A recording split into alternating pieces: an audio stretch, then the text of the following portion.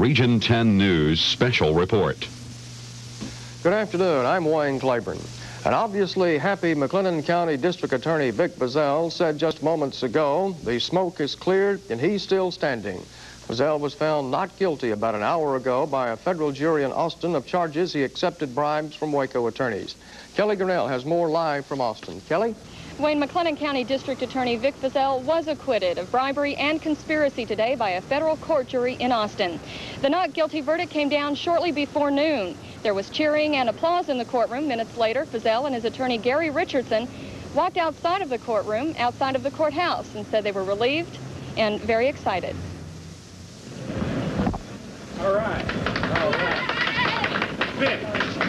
Vic, can we get your reaction real quick? Well, I'm happy. I'm happy. God has been on my side from the day one. None of this would have ever happened if I hadn't stepped on the big boys' toes. As long as I was going after the crooks that didn't have badges, I was everybody's hero. I thank God, and I thank my lawyer, Gary Richardson. I have the best lawyer in the United States of America, and our investigator, Bill Deere. And we came through this. The smoke is cleared, the dust is settled, and I'm still standing, and I'm going back to Waco. If there was one thing that really helped your case, what would you say it was?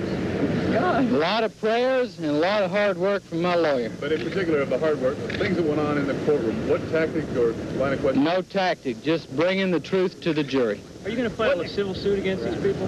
Right now, I don't know what I'm going to do. I just want to go home and rest. What is your next business? What are you going to do tomorrow? Get a lot of stuff moved back to Waco. He's got a capital murder case to prosecute. I have 5 capital murder cases to prosecute. Has this damaged your political career at all, do you feel? I don't know if I want a political career. We'll wait and see later on down the line. Did you get a chance to see the Untouchables this weekend? I did, and I made a mistake by saying I was going to root for Al Capone. He was a pretty bad guy. I wound up not rooting for him after all. What do you think, Mr. Richardson? Well, I'm excited. I think justice was done. I felt all along that Vic should be exonerated. We did have some breaks. I've always heard that the harder you work, the more breaks you have. We've worked hard. We've worked many nights till 12 o'clock and 1 o'clock in the morning. And it's been a tough case, but we feel great. What were some of the breaks? What technically went your way? Well, there were several things.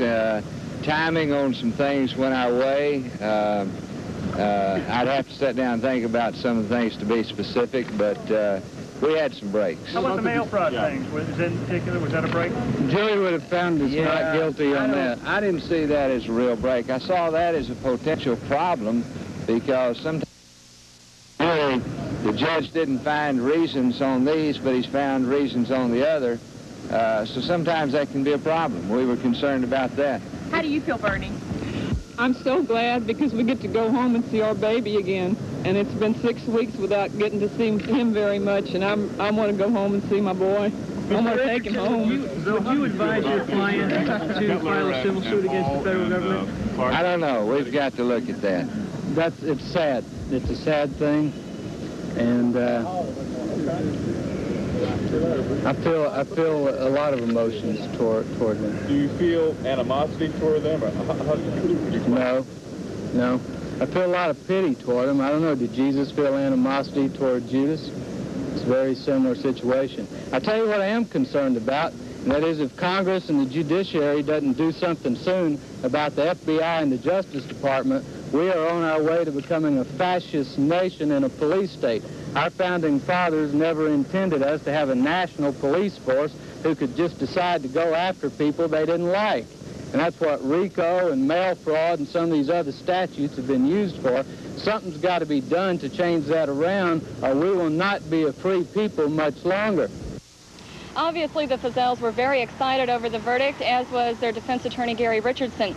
As I'm sure you can imagine, prosecutor Jack Frales was very disappointed. He said that he thought he had failed in bringing home to the jury what the investigation into Feazell really was all about and what really it revealed.